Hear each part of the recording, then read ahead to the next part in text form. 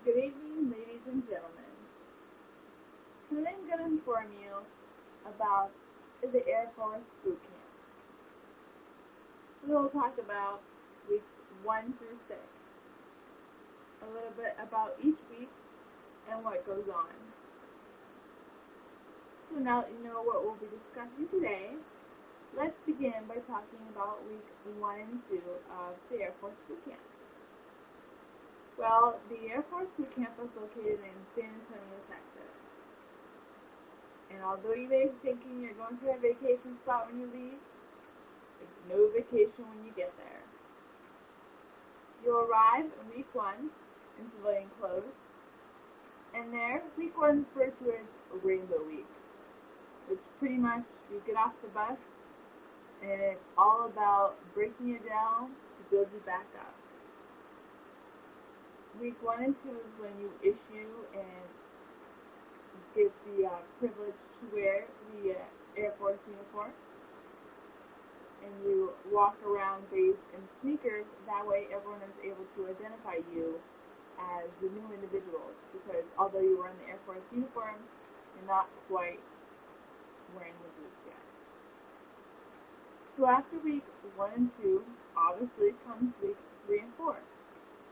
Now, week 3 and 4 is more based around the discipline of the Air Force, because now they've already broken down, so now it's all about building you up in week 3 and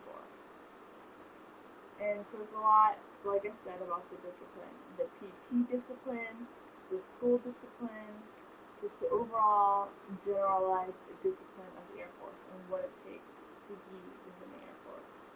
The rank, the drill that you have to do. It's a very rigorous program within week 3 and 4. Also within that week is when they do the very structuralized folding of the clothing, where it just has to be so compartmentalized and perfect. And I know it may sound silly that we do it, and no one really understands why we're doing it while we're in the process, but once you're out, you realize it's not actually about the folding of the clothes, but more about the following the direction that they give you. And finally, week 3 and 4 is filled with class time and learning about military history. You know, when and where the Air Force was started, and what each rank means, and the orders that they come in. So it's all about learning about the history of the Air Force.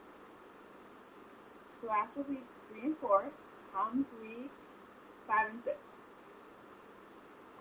5 and 6 is kicked off with Warrior Week. This is pretty much the week when you go out to the field, you build tents, you eat MREs. It's all a big simulation, and you're pretending like you're deployed.